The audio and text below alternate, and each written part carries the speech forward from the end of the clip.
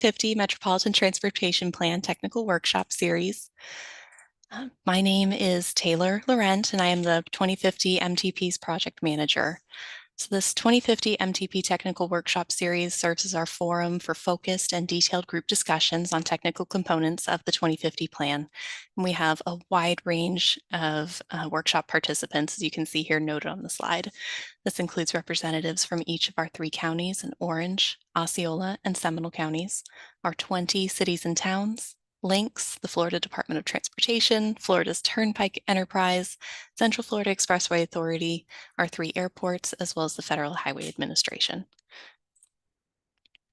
Today, we will be discussing the ongoing work efforts to develop the MTP, receive an update from FDOT and the Turnpike on their modeling efforts, review the existing conditions and area profile results, refine our draft goals and objectives for the 2050 plan, and then discuss the breadth of future trends, or drivers of change as we're going to refer to them, that could influence the development of our 2050 plan and how we grow into the future. These topics will be followed by an open discussion, public comments, and then a review of next steps. So I see that we have a great many people signed into the workshop this afternoon, which I'm very excited about. But I do ask that if you have any questions throughout the presentation, please type them into the Q&A box at the bottom of your Zoom screen. We will be pausing periodically throughout the presentation to answer questions as they've arisen. But if you do prefer to ask your question aloud, please use the raise your hand feature, which is also located at the bottom of your Zoom screen, to let our team know. We will answer these questions as time permits, either during our brief pauses between our different topic areas or during the discussion period towards the end of the meeting. And I thank you for your understanding. So without further ado, let's get started with our MTP status update. We have several items that are under development for the 2050 plan, including our draft public participation plan, which is available for public review and comment on our website right now. The draft existing conditions and area profile technical report, which was published online in preparation for today's meeting, as well as the analysis of today's current travel patterns, which is also in process. We'll be spending a lot of time today on the draft goals and objectives, as well as the identification of our drivers of change, so I won't steal our presenters' thunder for those topics. In terms of the technical analysis, we have been in coordination with FDOT as well as the Turnpike on the development of the Central Florida Regional Planning Model, which both teams will provide a status update on shortly. We also have our congestion management process, which is being updated as we speak, and they're currently evaluating the interim year progress from the indicators used in the prior MTP as we get ready to really dive into the 2050 elements and data. Then we're actively kicking off several planning emphasis area topics, which we briefly discussed during our first technical workshop back in February. This includes health, housing, our environmental evaluations, as well as our financial resources estimations. And there will be more information on both the congestion management processes as well as these planning emphasis areas coming up at future meetings. But I wanted to make sure that you're aware that those work efforts are ongoing at the moment. And then we also have several modal needs assessments that are in the works, including transit, roadway, and safety assessments, which are all actively in progress. I think several of us are engaged in the Vision Zero action planning effort. So I won't spend too much time on those today. But I do want to highlight our TSMO and active transportation needs assessments, as those are wrapping up this month. Presentations on the results of both of those 2 needs assessments and those 2 items will be presented at the upcoming MetroPlan Orlando Advisory Committee meetings towards the end of this month. So if you have any questions, you're welcome to ask them today, but also hear more information about those at the upcoming meetings. So out of the brief overview I was able to give today, there are several ongoing efforts, and these align well with our overall project schedule. And we're reaching the midpoint of our first 2 tasks, the goals, objectives, and measures, as well as trends, conditions, and uncertainties. And those work phases will be kind of wrapping up over the next quarter. And we're really going to be ramping up and focusing our attention on the needs assessments in the coming weeks as those really get going. And we are still on track to be able to adopt the 2050 plan in December of 2025. So now that we've reviewed kind of briefly all of the 2050 MTP elements and efforts underway, we'll turn the presentation over to Jamie Snow, Aaron Stirk, and Richard Pasco for an update on the Central Florida Regional Planning Model and the Florida Turnpike Modeling Coordination efforts. Jamie? Hi, everyone. As Taylor said, my name is Jamie Snow. I work with Whitman, Reichert and Associates, and I'm representing the Central Florida Regional Planning Model efforts, updates for District 5. Presenting with me, as Taylor said, are Richard Pasco, which I'll let him go ahead and introduce himself really quickly. Hi, everyone. I'm Richard Pasco with Stantec. And then Aaron, if you want to go ahead and take us through our first couple slides, introduce yourself.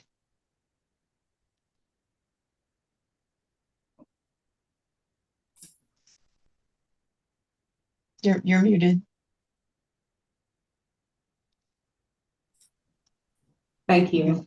Hi, I'm Aaron Stirk. I'm the Toll Studies and Forecasting Manager with the Florida's Turnpike Enterprise, and I'll be presenting some of the details of the coordination efforts and the updates to the Turnpike State Model. Next slide, please. So we wanted to take a few minutes today to outline how our agencies are working together on model updates and how those efforts will involve you as stakeholders. FDOT District 5 and the Florida's Turnpike Enterprise are currently updating our respective models to reflect conditions in the current year, which is 2022, and the future year, which is 2050. And that's consistent between our two models. Having the same model years allows us to collaborate and maintain consistency in land use and roadway assumptions. And because our efforts are occurring simultaneously, we wanted to engage you all as stakeholders early in the process to inform you of the similarities and differences between what our agencies will need from you in the upcoming months. So to do this, we need your input. We need to know what you know about the future in the areas that you represent. We have your land use we want to know whether your land use projections have changed and where new development is anticipated and where your new roadways and capacity improvements are planned. Next slide, please. And so now that we've discussed why we're doing this together, FDOT and the Turnpike, we want to prepare you for where our models and processes differ. So you can see some of the similarities and differences on your screen. The CFRPM model is being updated to version 8 to support the LRTP efforts in the area, including MetroPlan Orlando's MTP update. As part of District 5's effort, they'll be conducting virtual meetings and using an interactive map tool to collect data. TAC members will receive an email by April 15th discussing what data is needed and how we would like you to provide it. And Jamie will reach out to you to determine if you'd like a separate meeting scheduled or just to follow up. All map comments will be due by May 24th. And separately, the Turnpike is updating the Turnpike State Model, which until now, we've done that sporadically as project analyses necessitate. So if we have a traffic and revenue study or a PD&E in your area, we update the model accordingly. But we're initiating a new cycle of annual updates, which will include local government outreach. While the TSM platform differs from that of the CFRPM, the base year and horizon years are the same. We'll be conducting face-to-face meetings with each of the counties in Central Florida to collect the data in May, and an email request will be coming to stakeholders later this month. Now I'll hand it off to Jamie, and she'll provide an update on the info we're seeking from you. Thank you. I tell you if you guess, and I also really quickly, we got a question that I'll just take care of while we're here. Will the CFRPM 8 maintain the same zonal structure and numbering as CFRPM 7? Honestly, that's going to be up to you guys. Our intention at this point, they are the same. If there are places of high growth where we didn't have quite as much growth previously or the previous round that may require a zone split, those will be the main places that we actually incorporate them on the CFRPM side. That will not necessarily affect the Turnpike side because their zonal structure is completely different anyway, right? I mean, they have different needs and purposes for the data. But on the CFRPM side, we are trying to maintain it as consistently as possible. So many of you have participated previously with the CFRPM 7 updates. And from that, you kind of might already know that the model's foundation is built upon the data that goes into it. And in this case, it relies heavily on where people live and work and how they move from one place to another. And quite frankly, for our purposes that we're talking about primarily now, it's where's that also going to change, right? So the 2022 data, it's data, it's already happened. We have a pretty good handle on it, but what's going to happen in the future requires a lot of input from you guys. So we're focused on where the future development will occur and the future transportations where they are needed. We're asking for your input to determine where specific developments are already planned for housing and or new jobs, and basically informing us on where Orange, Osceola, and Seminole are planning to grow the most. So in other words, if there's not a detailed development already planned, but you know that this is a specific high growth area, that's going to be helpful to us too. We really want to make sure we incorporate all of those fast growth areas appropriately. During our upcoming meetings, they are going to be slightly different between the two agencies, but we're going to be gathering the same information. And we're trying to get a comprehensive look at all of your insights into the region and the anticipated changes by 2050. So whatever information either agency gets, we will be sharing back and forth. Our intention is to actually try and maintain as much consistency as we can between the two models. So we got another question. Okay, you're welcome. At this point, I know we did want to kind of pause a little bit because there's a lot of information here and we're going through it very fast. So if anyone had any questions, if not, we're going to go ahead and demonstrate the tool that District 5 intends to use to actually help gather some of the information. But we did want to give you the chance just in case. Okay, I hear crickets. So Richard, I'm going to pass it off to you to demonstrate the tool. Okay, thank you very much. I'm going to share my screen.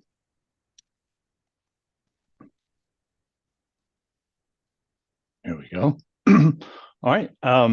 So again, as Jamie mentioned, this web mapping tool is here for everyone to provide comments, mostly looking for where the areas of growth are going to be, or rather kind of confirming within this map.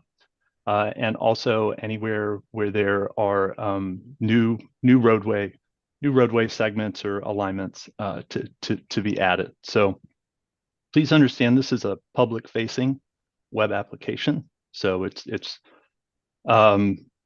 basically exposed to anybody who has the link to this, but know that anyone in theory could have access to this, and we have it that way because most people who are going to be commenting on this don't have ArcGIS Online accounts, so we kind of have to have it that way, that it's public. So just understand that in theory, anybody could have access to this, but only those with the link will really be getting in here and making comments. That being said, anybody who's in here and commenting, multiple people could be in here commenting at the same time. Just understand that you'll see other people's comments in here. I think that helps kind of enrich the understanding of what other agencies, the comments that they have on here, so you can understand their thoughts on it. But please just be careful not to delete anybody else's comments. If you make a comment and you don't want it in there anymore, feel free to go ahead and delete your own. But just be careful not to delete anybody else's. Although I think once you get using this app, it is going to be pretty self-explanatory and easy to use. But sometimes it's not quite that intuitive, so there will be a document provided that will take you step by step to do each of the functions in here. So please don't think you have to, understand everything from this demonstration here. I think we're also going to be offering office hours. So if you get in here and you have any questions, you can reach out to me and Jamie. There will be some specific times where you could get some guidance on how to use this. Last thing I'd mention before I start demonstrating is that we're breaking this application up by county. There's a few reasons for that. We don't want kind of some of the symbology for some counties to maybe overshadow some of the data in other counties. And also it kind of just breaks up the application so we don't have too many people from different agencies in one application at a time. So I think it's going to be better breaking it up by county. So there will be an app provided for the other counties in the MetroPlan area and throughout the CFRPM 7 study area. So the map opens up here to, you could see the change in dwelling units between 2022 and 2050. If you click on the legend, that's where you can see what all those different colors in the enumerations mean. The layers button here will allow you to turn layers on and off. For the socioeconomic data, you can switch between dwelling units and change in employment.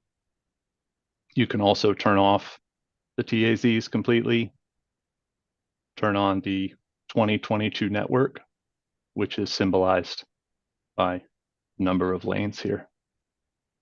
You can also just, if you don't want to see all the detail for the socioeconomic data, you can also just turn on TAZ boundaries for reference. Scrolling in and out of the map is pretty easy, just like Google Maps. You can also change base maps if you like. So if you don't want to see the aerial photography, you can change to a roadway transportation base map. All of them are available here. So the real set of tools here are at the bottom, the commenting tools.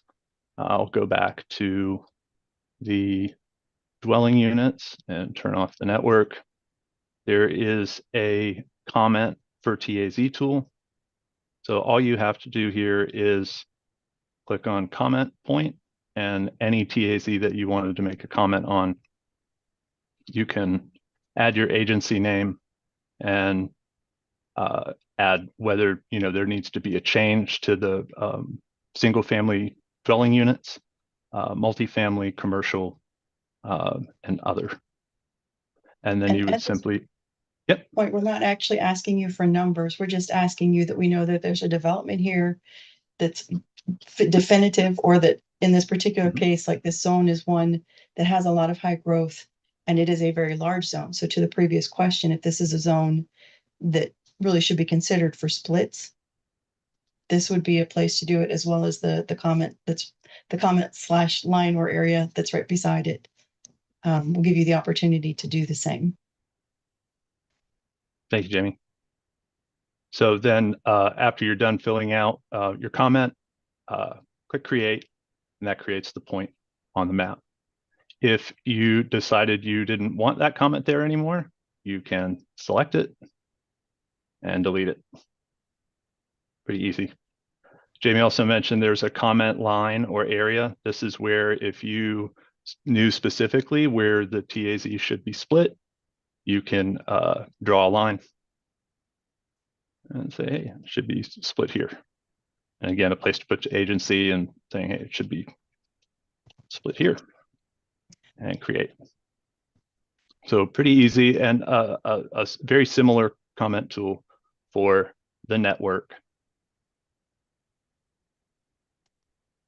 I won't bring up the network right now, but again, a place to put the agency name, whether it needs to be a new or local roadway, so on and so forth, provides different boxes for you to make different types of comments. And the it actually snaps to the roadway if you get close to the roadway. So I know that's helpful. So that, I think, is everything I have to show for the tool here. Jamie, anything else you'd like to mention before opening up to the questions? There was a quick question in the chat that's basically, will the data be able to be exported into CSV or Excel? Which I know we had talked about it, that since it's public facing, it can be, but I have no clue how to do that. So I'm gonna leave that up to you to answer for yes, no, how, if. All of it can be downloaded from, I'm going to open it up on ArcGIS Online, which this is built on, for anybody to be able to go in and download the information for the different layers in here. And that goes for both the socioeconomic data, the network, and the actual comments. So if it's easier, Jamie, maybe we could, provide shape files, to everybody who needs them for the network and the socioeconomic data. That in here is not going to change. It's the comments that are going to be changing. But yes, anybody would be able to go into ArcGIS Align, since this is all shared publicly, and be able to download that comment data.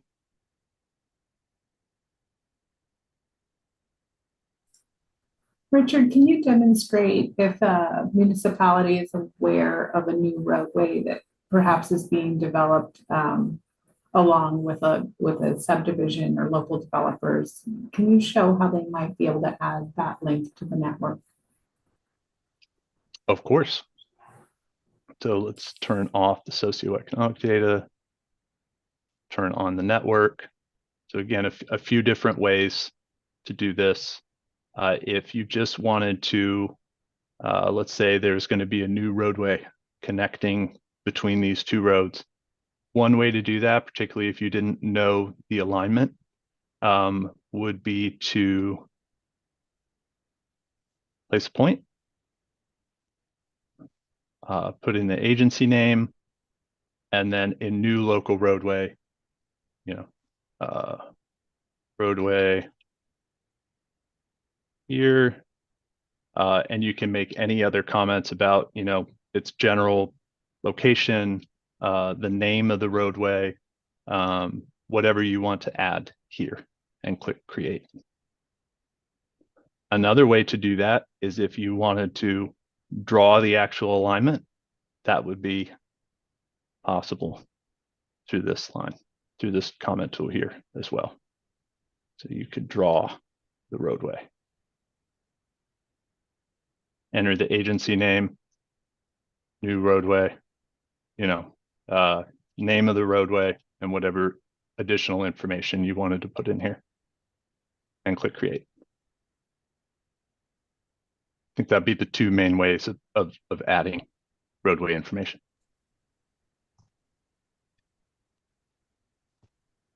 Okay, thank you so much, Richard, for that overview of the tool. Jamie and Aaron for the overview of kind of all the work that's going on and in process. I am going to ask that if there are any other questions, please go ahead and put them into the Q&A box or the chat. We need to move on to our next presentation. So we'll go ahead and swap over to the next screen share and continue on with our existing conditions and area profile overview. And this next item will be presented by Slade Downs. Slade? All right, thanks, Taylor. Good afternoon, everyone. I'm Slade Downs, a transportation planner here at MetroPlan Orlando. So the existing conditions and area profile chapter of our MTP plays an important role in the overall document. Just like it sounds, it showcases the state of the region and catalogs our transportation assets. By establishing the past and the present conditions of the region, this chapter serves as a foundation to the other chapters, plans, and recommendations within the MTP. Of course, it's not just a report of regional data, it's a story that can be summed up with one word: growth. Looking at trends in the data, we are growing, and our transportation needs are growing right along with us. Slide. So the first aspect of growth we'll take a look at is the population itself. There are over 1 million more people living in the region than there were in 2000, which is a 63% jump. In fact, double-digit percent increases have been recorded in 3 counties in every census since 1940. So it comes as no surprise that the populace in the region is growing now. Even during COVID, population continued to rise. And all of those residents have been getting to work. The number of permanent long-term jobs in the region has nearly doubled since 1990. Slide. Speaking of getting to work, we took a look at where those jobs and residents grew. So we've had some serious growth in the suburbs and unincorporated areas. Slide. From 2000 to 2020, the transformation is pretty clear. There's been a tremendous amount of development across the region, but especially in Osceola County and along major access points like the east and west ends of 408, the Turnpike, Southwest I-4, the southern part of 417 and 429 expressways. I mentioned 408, the Turnpike, and all of the other roads because highways have spurred that type of low density development. As more homes and businesses sprawled out across the expressways, more cars filled the expressways. Slide. In fact, vehicle miles traveled have jumped 20%, which you can see here in teal. More miles traveled by more cars across the region. But despite higher VMT, daily VMT per capita is about the same in 2022 as it was in 2000. Slide. Annual hours of delay per capita has actually declined in the last 5 years, even with COVID recovery taken into consideration. It's possible that this is due to changing commuter patterns with more people working from home. Slide. So with the development sprawling at the outer edges and VMT on the rise, transit has been impacted. Transit ridership was gradually declining prior to the pandemic, and COVID took a bite out of nearly every transit agency across the country. Slide. Another component of this decline has been the development patterns that I was just touching on.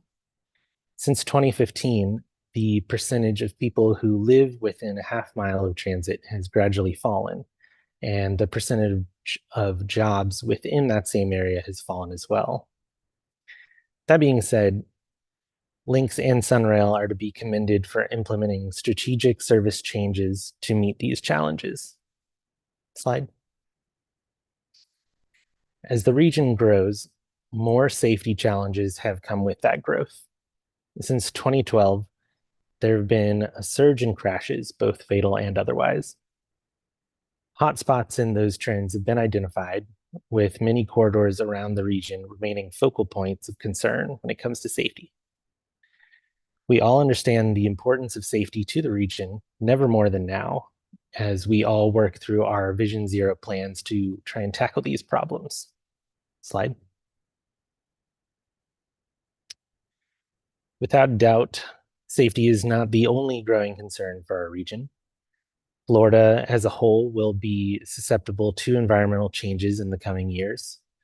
This includes air quality, air particulates, and other indicators for health conditions, but it also includes environmental fluctuations that may guide transportation resiliency needs. For example, nitrogen dioxide and carbon monoxide levels in our region have both risen since 2019. Despite higher pollution levels and more VMTs traveled on the roadways, the amount of gas consumed in the region has fallen overall. There's actually been a 24% drop in the amount of gasoline consumed in the 3 counties since 2010, nearly 218 million gallons fewer. Slide. And economic growth has followed the same trends of increasing activity throughout the 3 counties. Tourism, the largest economic engine in the region, has risen from 49 million visitors in 2008 to 74 million. Of course, there was a severe dip during COVID, but visitation and the hospitality jobs associated have largely bounced back from the pandemic. As I mentioned earlier, jobs are on the rise in the region, and with the upswing of online shopping and telecommuters, more freight is moving than ever before. Between our freight network, airports, and rail lines, we had 134 million tons of cargo move through our transportation system just last year, valued at $217 billion. So it's evident that transportation is one of the keys to economic vitality here. Slide. So overall, that is the story of where we stand as a region, growing and moving forward, faced with all the benefits and challenges that growth brings along. That, I'd be happy to answer any questions if you'd like to raise your hand or type into the Q&A box. Thank you.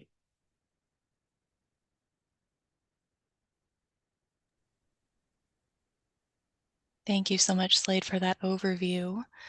I do not see any hands raised or items in the Q&A or chat box at this time. So if anyone does have any questions, go ahead and type them in, and we can circle back to those topics a little bit later, unless I see one come in the next couple seconds here. Okay, not seeing anything. Thank you, Slade. We really appreciate your overview of how the region has grown in the recent years. And now that we have this information at the top of our minds, we can use it to help shape the goals and objectives for the overall 2050 MTP. And we have John Kaliski here to guide us through that discussion. John? Hey, thank you, Taylor, and good afternoon, everybody. John Kaliski with Cambridge Systematics, and we're happy to be here supporting the process and helping with the goals and objectives, as well as the drivers of change, and great to see many familiar names on the call today. Going to talk a little bit about just sort of work that we've been doing with MetroPlan staff to start drafting some goals and objectives for the 2050 MTP. This is really kind of the first opportunity for this group to comment on it. We're still very early in the process, but look forward to your comments. The next slide, if you jump ahead, Taylor, just wanted to, before we move into this, talk a little bit about definitions. And these are a lot of terms that get used a lot. And trying to be consistent here with a lot of the federal guidance for metropolitan transportation plans. So thinking about a goal is really a broad statement. It's our desired end state. It's, we want a safe system for all users, for example. The objective would support a goal. It would be more specific and measurable, and something that we can really pinpoint and track over time. So reducing fatalities and serious injuries is a common objective in support of a safety goal. We're going to focus on those two boxes today, but as we draft these, we're also looking ahead to think about indicators, data that could be used to measure progress towards the goals and objectives. In this case, it could be the fatalities and serious injuries. It could also be specific segments of the fatalities, for example, bicycle and pedestrian and vulnerable road users. We'll be, as the goals and objectives are drafted, identifying indicators that could correspond to each of those. Some of those would be things that are formal performance measures, such as what the MetroPlan Orlando already adopts for federal rules. Some of them may be other new types of indicators that could be tracked over time.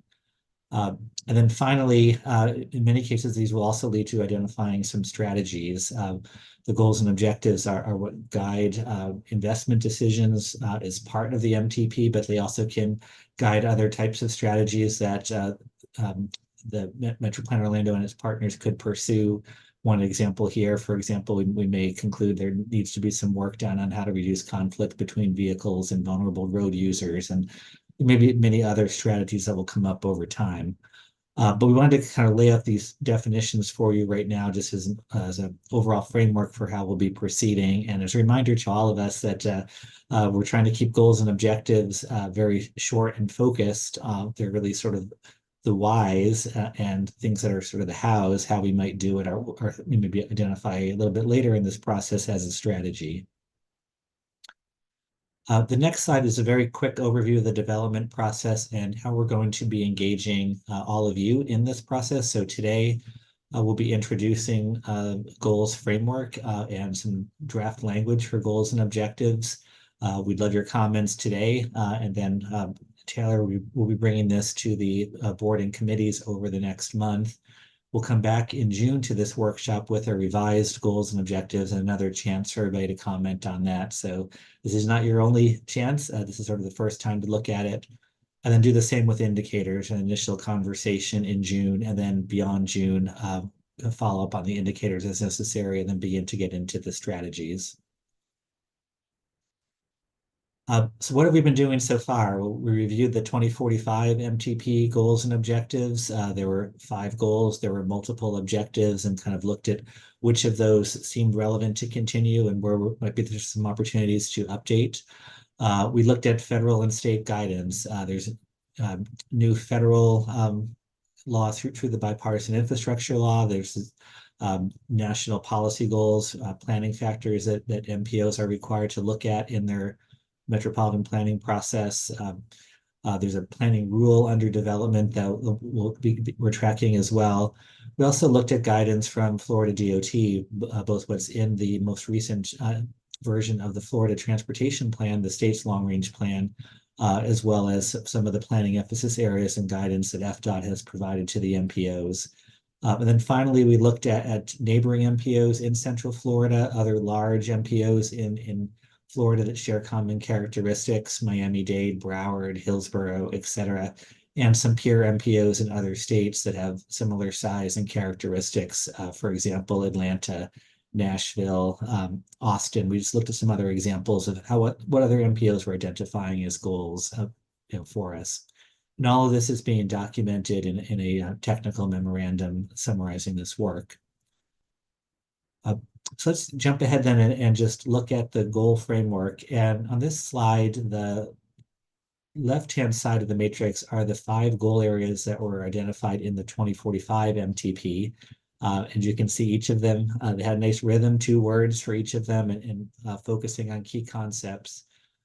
As we looked at the current set and opportunities for enhancement, and the feeling was actually those 5 buckets seem to describe things pretty well. That we do have a recommendation to update some of the language describing those goals, and also to reduce the number of words a little bit. So you can see each of them has gone from 2 words to 1. So, but really focusing on safety for users, on reliability of the system, on connectivity, which picking up both access to destinations, but also connections among all the different modes and parts of the system. On community, very broadly, picking up public health, environmental issues, community issues, land use and development and housing and so forth. And then prosperity, really picking up the economic development aspect of all of this. And I'm going to go into more detail on each of these in the next few slides. And John, we're actually going to pause here. We've got one question in the chat. Kind of before we talk about the goals and objectives. How will the 2050 MTP goals and objectives align with the many local comprehensive plans, goals and objectives over the region? We always talk about how we have really a group of 23 agencies coming together and coordinating routinely throughout our 3-county area. And we're using our 2045 MTP as a base for the goals and objectives that you're about to hear about from John. Those were consistent with the comprehensive plans throughout all of our different jurisdictions here. And kind of building on those, we've continued to keep that synergy looking forward. This is also another reason why we're checking in with you today, and as well as through the upcoming advisory committee meetings over the next month, to make sure that that consistency is there. Looks like that answered the question in the chat. I got to thank you. So John, I'll turn it back to you. We'll go straight into the first one. All right, thank you, Taylor.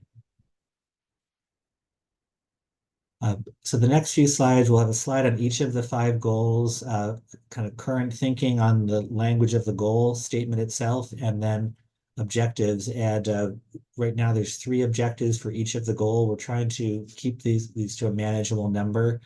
What I'd say we would love, kind of as you look through these today, kind of major comments, anything that you think is significantly missing, that would cause you significant concern, that may not be clear. If you've got specific suggestions on wording, please drop them in the chat. We'd love to capture all of them. But if you do have a major comment, please, again, put a comment in or raise your hand. We'll kind of pause, on each of these just for comments and observations. So starting safety, trying to take a very broad view of what safety means. The goal is a safe and secure system for all users. But looking at that the way we typically do, the safety of the how do we eliminate fatalities and serious injuries on the transportation system? And thank you. Just saw the suggestion about potentially using the word deaths instead of fatalities. Those are some of the suggestions we're looking for right now. But clear front and center commitment to Vision Zero is sort of the first objective, and calling out the vulnerable users.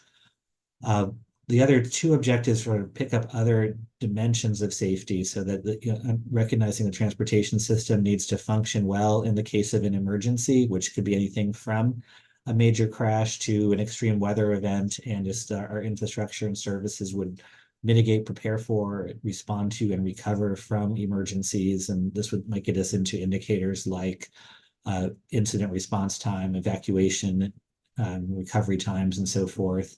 And then also increasing our resilience to risks. And you'll probably see, to pick up the word resilience is in many different aspects as we look across the goals, but one piece of it is that the system itself would be resilient and would keep users of the system safe as we're dealing with whether it's an extreme weather event or a security risk or other types of risks we may face moving forward. So I'll kind of pause here again. Any other, raise your hand if you have a question or a comment, or please feel free to drop in more comments in the chat.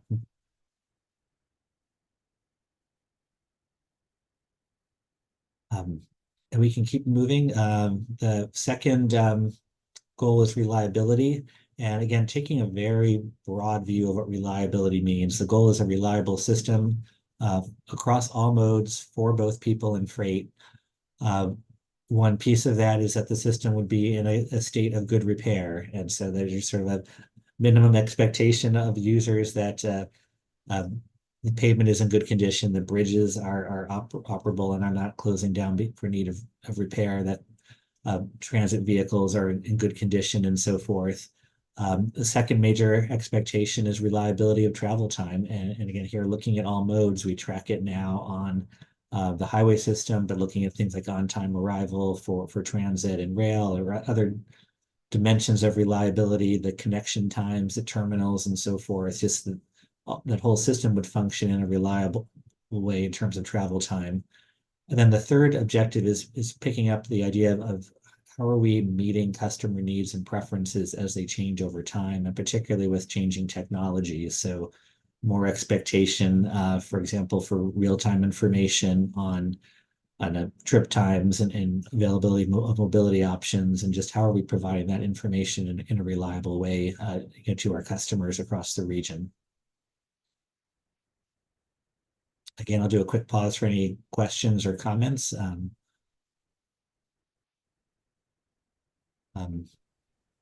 Not seeing any in the chat. All right, we can keep moving. The third goal is connectivity, and here the goal is to really trying to focus on how are we enhancing lives of Central Floridians, and it's through improved access to opportunities for people of all ages and abilities. So the transportation system is what gets us to work, it's what gets us to school, to healthcare, to services, to shopping, and so forth. Each of the objectives here are really written from the perspective of different modes and how they function together. And so trying to pick up both, can we connect people from origin to destination in the way that they want, but also do the modes and systems function together and connect together to support end-to-end trips. And so one objective is focusing on public transportation and shared mobility. How do we increase the frequency and service and accessibility of those services across the region? A second one specifically on connectivity and accessibility of active transportation infrastructure, that's sidewalks and bike trails and shared use paths and so forth. And then specifically from the single occupancy vehicle perspective, an objective of reducing SOV usage and per capita vehicle miles traveled. And of course, that's only possible if the other modes are providing competitive choices for where people are trying to travel over time.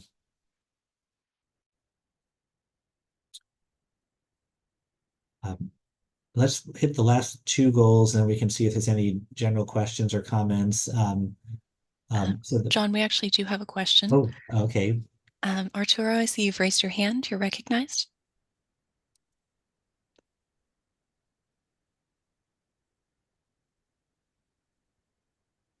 Arturo, if you're speaking, you're on mute and we're unable to hear you. Hello, can you hear me now? Yes, we can hear you now. Okay, What's your sorry about question? that. Yeah, the third bullet, you're talking about reducing the SOV usage. How is that going to improve connectivity? So with this item, and John, you're welcome to tack on anything after I kind of get this one started. The intent is to improve connectivity throughout the region through multimodal perspectives. So as we kind of reduce the number of single occupancy vehicles out on the roads, that provides opportunities for increased connections between the area, reducing congestion kind of naturally as we're reducing those single occupancy vehicles and encouraging other multimodal forms of travel. Okay.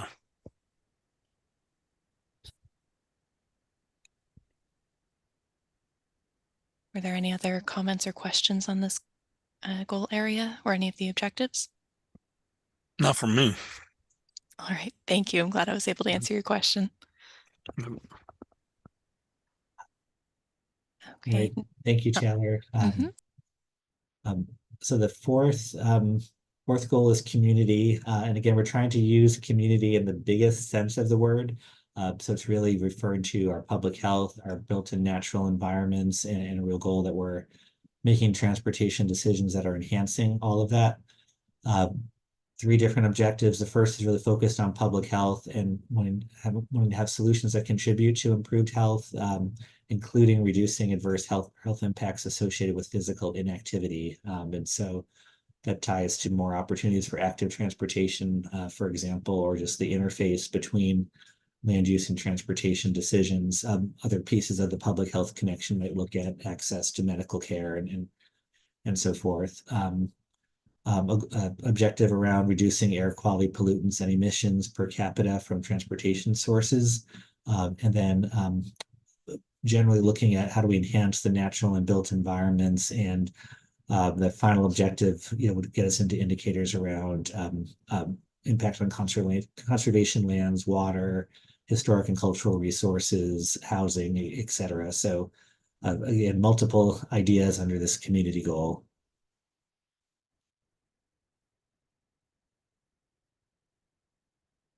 All right, and I see a thank you for the first objective. So thank you, Kelly.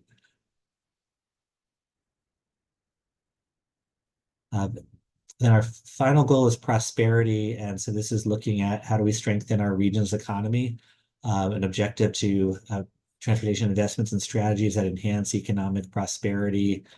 This could pick up things like support for targeted industries, support for continuing to grow the visitor industry, our freight and supply chain.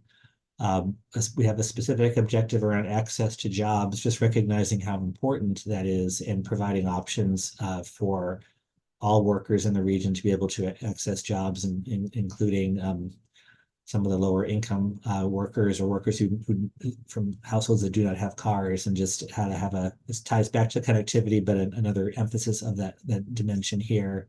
And then finally, increasing Central Florida's affordability as a place to live, work, and visit. And so looking here at how housing and transportation and other costs of living sort of fit together in terms of the overall cost of living here or the cost of doing business in the region.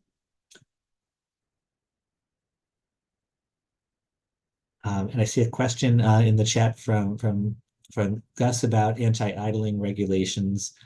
I would say that idling may be a strategy that would be worth some conversation around how some of the investments and strategies here could reduce idling, whether it's a regulatory approach or even just efficiency of the system approach.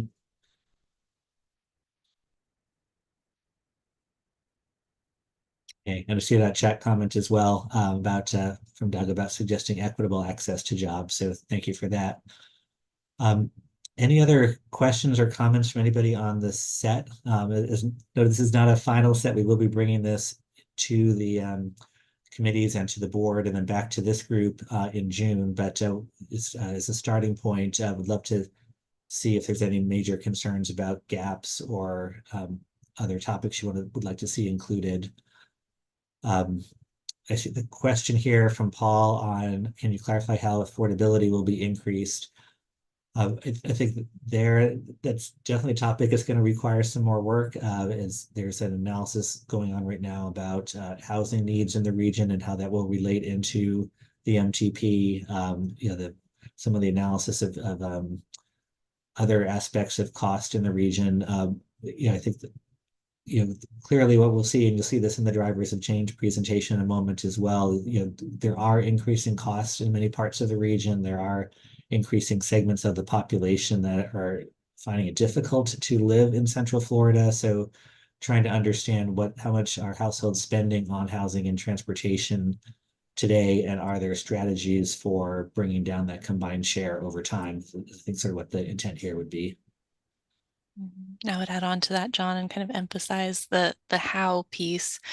That will be a continued conversation, because as we settle in on the goals and objectives language over the next month or so, then we'll talk about how we're going to measure our success on implementing these objectives and goals, figure out exactly what those indicators are and what strategies we'll use to implement these changes. So that will be a longer conversation. I do see another question came in the chat, John. Are there any goals to encourage high density versus low density residential to increase multimodal use? So that's more of a land use discussion. So MetroPlan Orlando does not have land use authority, but I do think that will be a topic that we explore throughout the MTP, talking about the benefits and kind of interrelations with transportation and increased density.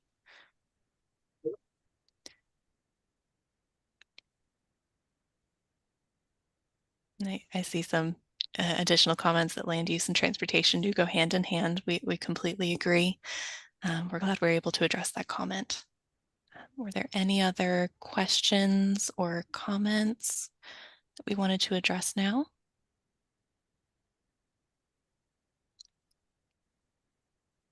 Okay, not seeing any activity in the chat pod. John, I'll turn it back to you. Thank you. All right, thank you, Taylor. So just a quick reminder, we're trying to look at these goals as interconnected, that they all fit together to lead towards a vision for a transportation system that's supporting quality of life and a stronger, more prosperous region in the future. And we started to think through how would this play out. So the next slide, just as one example, thinking about workers, this would cast a vision that in 2050, you have that expectation you can travel to work safely with reliable travel times, with choices for your commute, with healthy places to live and work, and access to quality jobs. And so we're starting to play out, how do these goals collectively communicate for workers, for a visitor to the region, for a business person in the region, for a family, and just as a set, will they achieve the vision that we're hoping to achieve? And I see a comment from Kelly as well about another place where the reduced SOV use could be connected in. It is a piece of affordability as well. And a good point of another example of where some of these objectives connect together.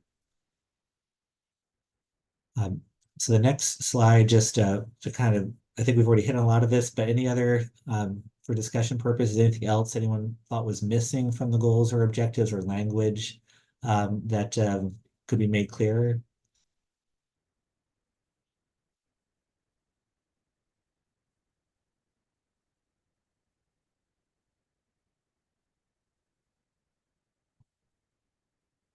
All right, we can. I'm not seeing anything keep else moving. here. Well, as we said, this is not your last chance to look at these, but we appreciate the feedback, and we'll bring them to the committees and board, and then back to this group in June. Okay, perfect. Thank you so much, John. And I'll give you a moment to get a quick drink of water. So as John said, we're making notes of all the comments and the suggestions that are coming into us about the goals and objectives. And we will be refining those over the next couple weeks to bring them forward to the advisory committee meetings over the next month. And then we have one last topic to cover today, which is a discussion on the drivers of change. which could influence how our region grows now through 2050. The section's also going to be presented by John, so hopefully I gave you enough of a 30-second break there to get ready for the next piece. So John, I'll turn it back to you. All right. Well, thank you, Taylor. And yeah, excited about this topic. For those of you who are involved in the 2045 MTP, we went through a scenario planning exercise and looked at some of the changing dynamics of the region and how could Central Florida look in 2045 and how do we prepare for that. So this is similar to the scenario planning, but in this case, really more focused on several different drivers of change of things like demographics, technology, climate that could change between now and 2050, and how do we prepare for that? The next slide is a quick, again, definitions here. These are trends or changes or disruptions or uncertainties or things that could impact either our demand for transportation as a region or the supply of transportation, or maybe both. And the reason we want to go through this exercise is, with a lot of forecasting, a lot of great work that's coming out in terms of projecting the future, but it's always a little bit risky to just look at one data point. And so how do we think about alternatives, think about disruptions, think about changes that may not be in just continuing current trends, and how do we encourage positive impacts, things that we want to see continue, and how do we mitigate potential negative impacts on the region? The next slide shows another way we're thinking about all of this, and sort of the idea is that for any of these concepts, we could have tides, waves, and ripples. And so a tide are major shifts with lasting impacts, things that are probably going to happen whether we do anything about it or not. The population is going to keep growing. We're going to be getting older. And so those are some of the trends that we should be preparing for between now and 2050. Waves are things that may be shorter term, may be significant, may not have as much lasting impacts, and things where we may need to make a judgment call on is this something we're going to see for the next few years, but maybe not all the way to 2050, or could one wave get superseded by another over the next couple decades? For example, the shift to working from home and hybrid work environments right now, could that shift back to some other future work model in the future? And ripples are the things that are shorter term. And actually, I want to almost redraw this diagram here to show that ripples are not all small. Some of them are very large. And COVID-19 obviously was a very significant ripple for a couple of years that had some longer term impacts, some shorter term, but thinking about what are the things that may be very quick hits, and trying to sort out which of those may not last for the long term and which of those may be the basis of long-term change for the region. The next slide shows the categories that we're looking at, and really 10 categories of drivers of change. 5 of them really specific to the region: our demographics, public health trends, the economy, visitor activity, development activity, many of the things that Slade already talked about in the existing conditions profile. And then 5 that are new, that are more external to the region, things that are happening globally that will impact Central Florida. So what's happening with technology, with energy, climate, and so forth. We've noted these here. Those that are new are those that were not considered as part of this process in the 2045 MTP. So we're putting in a bigger emphasis on public health. Obviously, post-COVID, energy is a more significant issue. The risks, we looked more narrowly at climate last time. We're sort of broadening the set of risks we're looking at this time. And then also adding to that list a look at transportation cost and funding, which will be sort of coordinated with the effort going on to look at financial resources for the region in the future. And we don't have time today to hit on all 10 of these in detail, so I'm going to be focusing more on some of the headlines and some of the big stories that we've seen as we've been looking through the data. There is a technical report coming together with all the detail on this. And as you listen to this, we're really looking for again, do you see major trends or drivers of change that we didn't cover, or other key data points that you think should be looked at as part of this process, but also thinking about the story, and if some of these changes happen, what would that mean for the region and for transportation?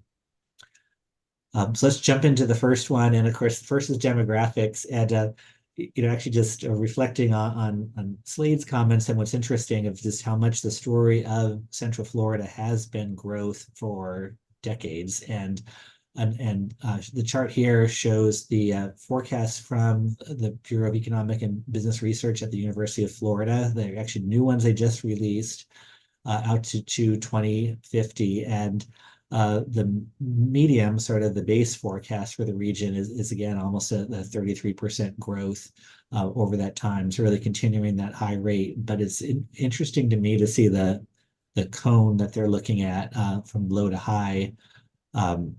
With the high over 4 million residents by 2050, and the low actually very slight increase from today, and even population dropping a little bit towards the end of that decade. And that's sort of, it's interesting forecast is consistent with the US Census, which just updated its first national forecast since the 2020 census, and also showing US population growth slowing significantly and starting to drop a little bit as a nation by the midpoint of the century. And I think the question we're looking at here is recognizing in the past, long-range transportation planning was always pretty easy to look at the population forecast. There is a lot more uncertainty than we're used to.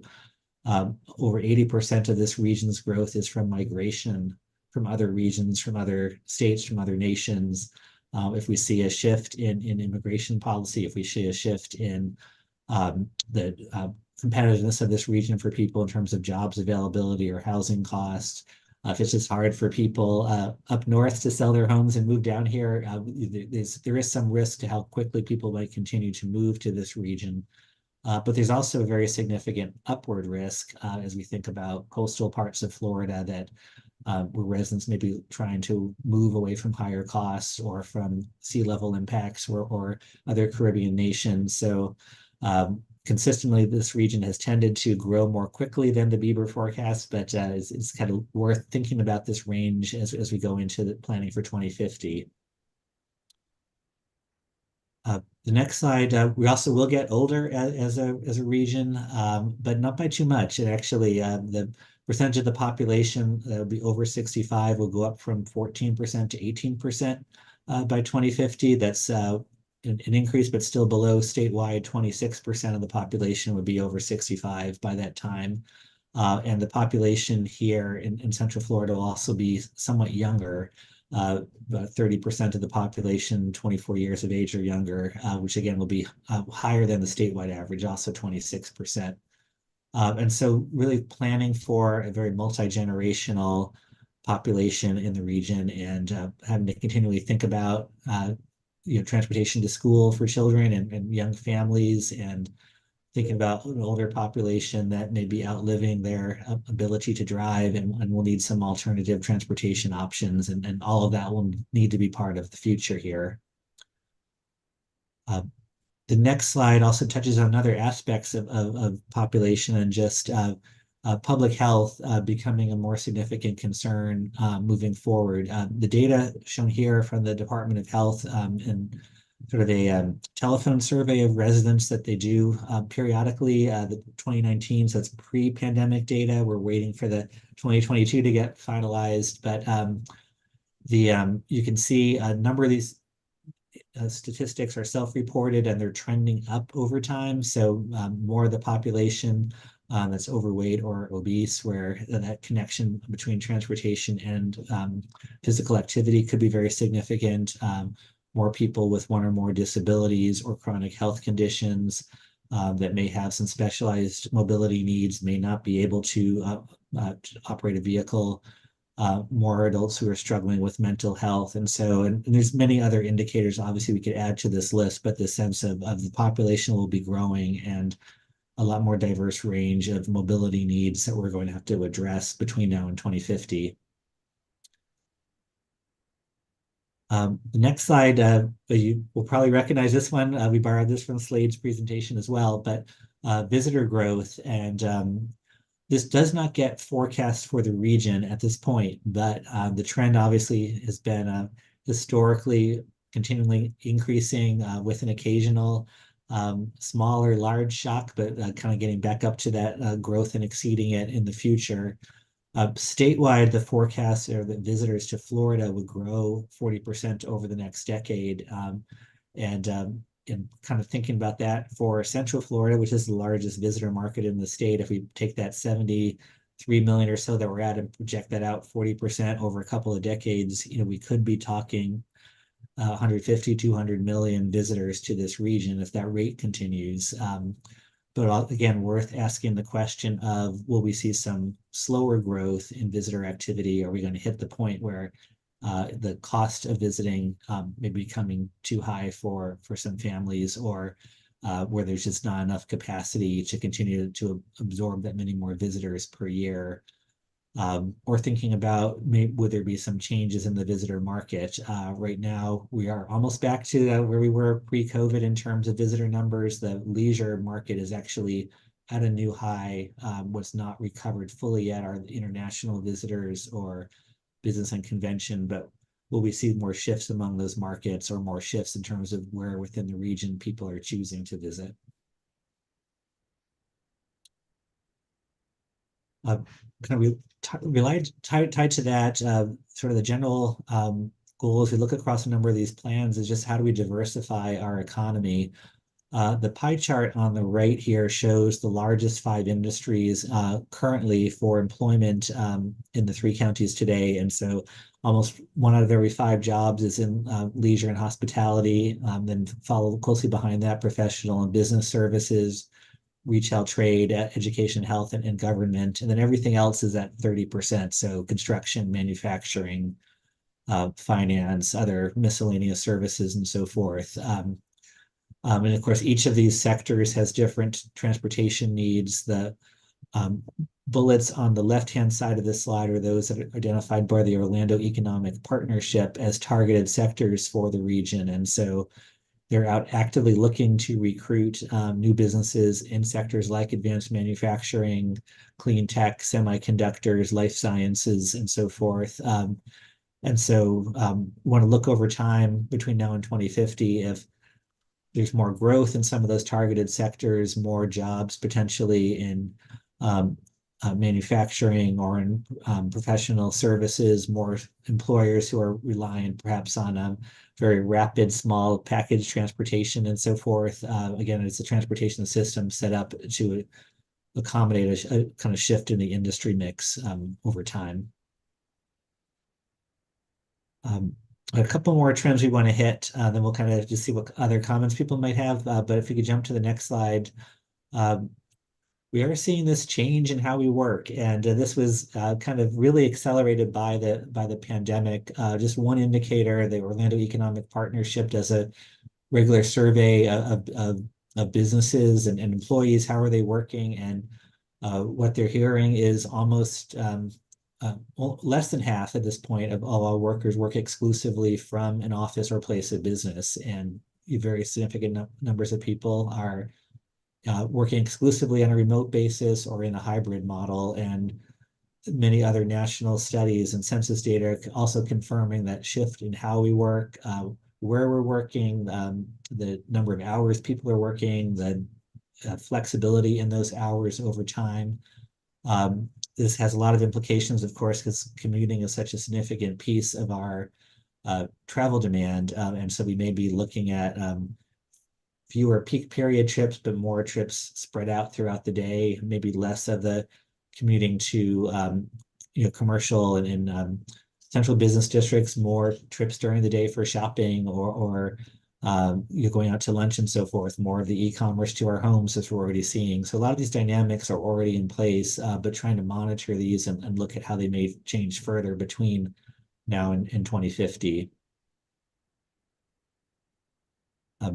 The next slide, I just want to touch again on development, and this sort of builds on what we saw in Slade's presentation. Just another way of looking at development. The map here are sort of where new development was built over the last few decades, and it's sort of color-coded by the year of project completion. So those that are yellow were completed sometime between 2000 and 2009, the teal in the next decade, and then the black in the last few years. And so, we have seen that historic pattern with a lot of the growth at, in suburbs and sort of outlying areas and along the transportation corridors, but we are seeing some infill and sort of development in existing communities. What will this picture look like in 2050? As we heard in the discussion about the modeling as well, where should we be looking for growth to occur? Where will there be more infill, more growth in outlying areas? Are there significant new centers as we look at some of the major land developments that have been proposed? Also the question of, as we're seeing Brightline and other connections to other regions, will there be more integration with surrounding counties and surrounding regions and into a mega region? And will we get to that point where people could live here in Central Florida and do business in Miami or Tampa very easily and back and forth in the same day? The next slide kind of picks up the cost, and we already touched a little bit on this on housing. Again, we're looking at many indicators. This is just one quick one here that the Federal Housing Finance Agency tracks, but it's looking at the housing price index for the metropolitan statistical area for all transactions over time. And so on this chart, 100 is where we were in first quarter of 1995, and you can see we're 4.5 times as high in terms of home prices since then, and very significant growth even just in the last couple of years. So a lot more costly to live, and of course this is a national trend, but more costly to live here in Central Florida. Combined housing and transportation represent about 54% of household income. Those are often the two highest household costs. Childcare and healthcare also up there as well. And benchmark index often is that we shouldn't be looking to spend more than 30% of our income on housing and transportation. So that really gets into that question of how can we bring costs down over time. And an important note as well, that we really do see different experiences within the region. The federal poverty line is sort of one measure of financial insecurity, but a broader measure that many groups are looking at is what's known as ALICE, and sort of asset limited, income constrained, and employed. And these are people who may have a job, but are really living paycheck to paycheck and having difficulty making ends meet. And the current estimate is 46% of households in the three areas are in that category or below the poverty line. So thinking about how do we meet the needs of all residents and all families and households moving forward. Next slide, I'm just really going to show you a photo collage because if we don't really have time to get into all of the different projections on things like electric vehicle market penetration and automated vehicles, there are many forecasts out there, but the overarching trend we're seeing is transportation technology is evolving very quickly. Whether it's the focus, what we've seen in the last couple of years on what's known as ACEs, automated, connected, electric and shared vehicles, and everything from how does it impact the personal automobile to trucking to transit to micromobility and scooters and bikes and so forth. But it's not just that. And the next slide shows some of the things that are a little bit over the horizon, but coming our way as we think more about drone delivery and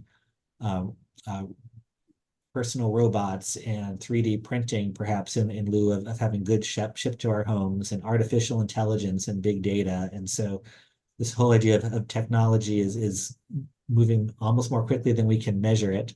How do we consider those changes in this next plan? Finally, just want to hit on the topic of risks, and it's likely we're going to face more risks than in the future. This chart here is just one way of looking at risk. It's more from a disaster perspective, and the number of disaster declarations in Florida per decade, and which were kind of going up. The 2010s were, in hindsight, not such a bad decade, but 2020s, just in these last 4 years so far, we're already kind of moving up there. In terms of disaster declarations, you can see the breakdown over this whole period in terms of hurricanes, fires, severe storms, etc. But we do seem to be in this cycle of more and more extreme weather events and how to prepare for that as a transportation system. And it's the next slide, just a couple of maps that we're looking at. I know many of us have looked at some of the different projections in terms of sea level rise or inland flooding or storm surge, but also thinking about precipitation. And parts of Florida are projected to see a kind of decrease in precipitation during events in the future, but parts are expected to see a pretty significant increase in the future. And then the map on the right, looking at extreme heat days, again, Florida is the part of the country that many of the projections is expected to see the biggest increase in the number of extreme heat days. And again, thinking about how does our transportation system accommodate some of these shifts in potentially in weather and climate over time. Then I want to close with kind of thinking a little bit about a broader look at risk on the next slide. And one of the annual surveys put together, the World Economic Forum asked a lot of the global risk managers every year, what do you consider to be the top 10 risks globally that we should be worried about? Nearly 2 out of 3 global leaders are expecting the next 10 years to be stormy or turbulent. Extreme weather events are viewed as the greatest global risk, but you can see the full list of things to be worried about. So it's critical changes to Earth systems, loss of biodiversity, natural resource shortages, a lot of environmental issues, but also some technological issues that are expected to be more significant risks in the future as we look at issues like cybersecurity or adverse impacts of artificial intelligence technologies. So then some that are more societal, like what's happening with migration and polarization. So that idea that there may be more risks than we've traditionally have thought about. Certainly when we started this 2045 plan 4 years ago, or about 4.5 years ago, the global pandemic was not high on everybody's list, but obviously the kind of event that could happen that could have a very significant impact moving forward. So I know we ran through that quickly. Wanted to kind of give you a quick tour of some of the big messages that we're seeing, and then really open up for questions, comments that anyone would like to bring up on this information.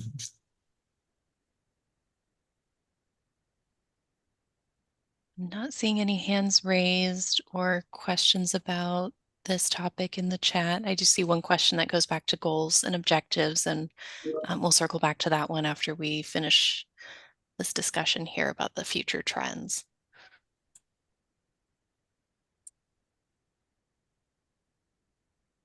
All right, yeah, we'd love any thoughts if there's something you thought was missing that we need to add to that list, or as you kind of listen to some of those headlines and think about it in also connected to what Slade covered in terms of some of the existing trends, and any key messages jump out, things that we as a group should be really focusing on for this MTP update.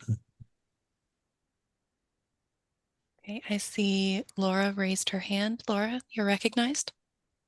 Yeah, I put this in the chat, but I think connecting all those dots with housing between the trends, I think it bears a little more deeper dive for this MTP.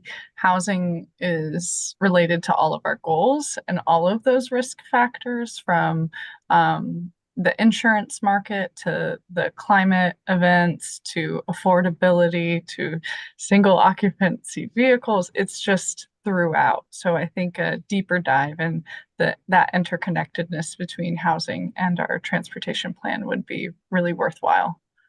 And that is a chapter that we're just now kicking off. That is a federal requirement to consider housing as part of the MTP's development.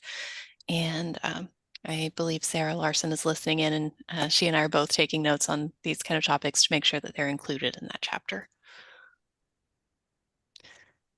And we'll have more updates as that specific housing chapter gets a little bit further into the process. We'll be able to share some of that information as we get going.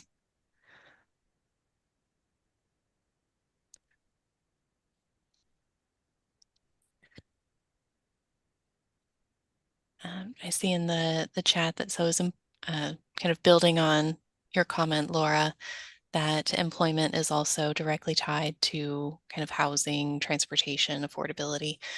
So that these are all, just as we talked about with goals and objectives, an interconnected web of goals and objectives that support the vitality of our region. So being able to identify and discuss all those different facets will take the entirety of the plan.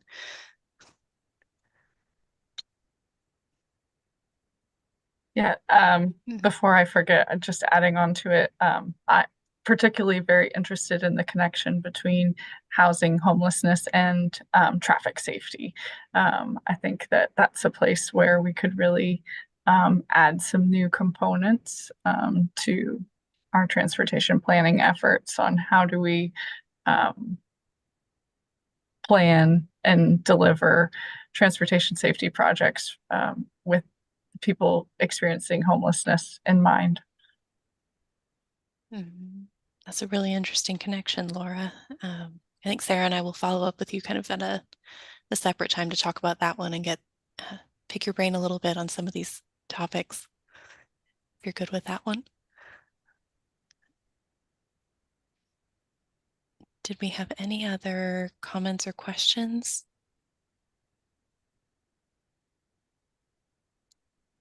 Okay, I see one that came in on the Q&A panel. Yes, so all these topics that we're kind of mentioning, the interconnectedness between goals, objectives, and how we continue to develop into the future. This ties back to the discussion that we had about the Central Florida Regional Planning Model and the Turnpikes model. So we want to make sure that the socioeconomic data, the feedback that we're giving those teams is accurate to what we're expecting kind of through the horizon years of 2050. So we can kind of lay that foundational work and continue to build upon that as we move forward. So as we get more information from their teams, then please be sure to be engaged in that process. Erin, I see you've raised your hand. You're recognized.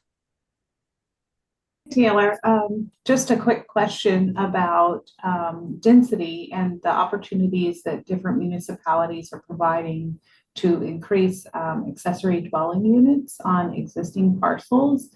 The rules and regulations are different in a lot of places and some offer more opportunities than others. And I was just curious, trying to get my head around it for our model and how we might consider it, about how we would anticipate the growth in the areas that are allowed to have that kind of increased density within already occupied dwellings, either attached or detached accessory dwelling units. I think that'll be a very interesting question to explore, not only at the regional level, but in those one-on-one discussions that you mentioned you're going to be having with our partners throughout the region, because I believe every agency has their own standards and coding requirements for those, like you mentioned. So I think that'll be a very personalized discussion. Yeah, and some of them have opportunities for them to be like Airbnbs. So they would have the visitor component as well. I just saw something pop up in the chat. Yes, let's. So it sounds like that's definitely a item to include on your agendas for those coordination meetings.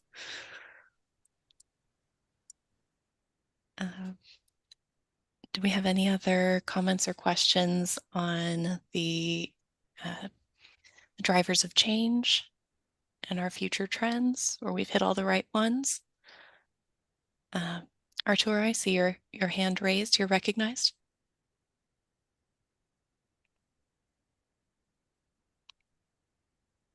Arturo, you may still be muted. We can't hear you.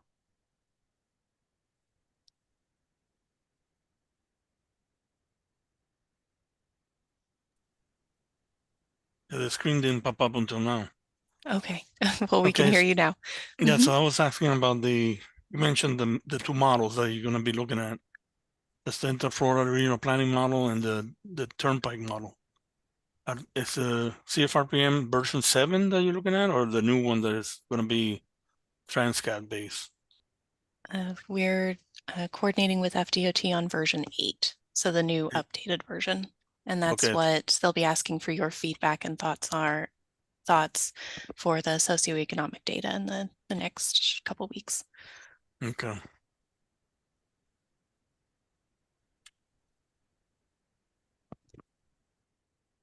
Okay, seeing we are getting a little close to time, I will just kind of open it up. Were there any other topics that we did not discuss today that someone had a question about, or that they wanted to bring up together as a group?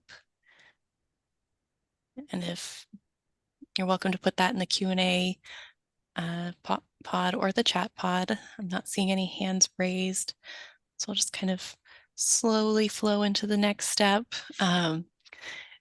This is the opportunity to kind of open the virtual floor for any public comments. If any members of the public wish to make a comment, they need to raise their hand using that feature here in Zoom. I've been keeping an eye on the attendees side. It doesn't appear we have anyone from the public in attendance, but I will kind of leave this opportunity up for another 15 or so seconds, see if there's any hands raised or anyone dialing *9 on their phone that wants to speak.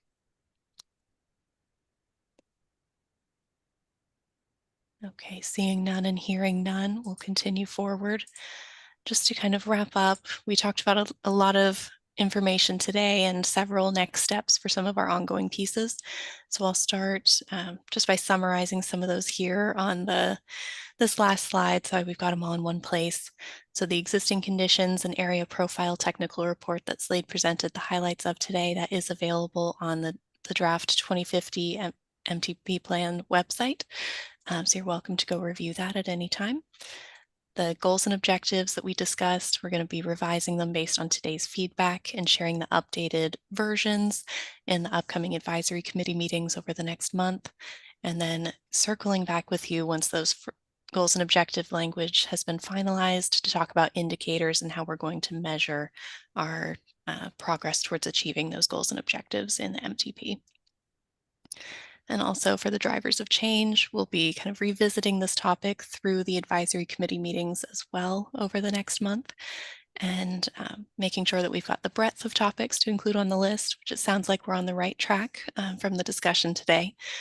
And we know which topics to kind of answer the questions on for those in-depth evaluations as we develop the technical report. Then also next steps, you'll be receiving some additional information from FDOT and the Turnpike about the Central Florida Regional Planning Model and the Turnpike's traffic model as they're updating that for the new horizon year of 2050 as well. So thank you everyone for your participation in this 2050 MTP Technical Workshop. The next two sessions will be held on June 13th and August 8th, respectively, and you will receive calendar invitations for those items in your inboxes in the near future.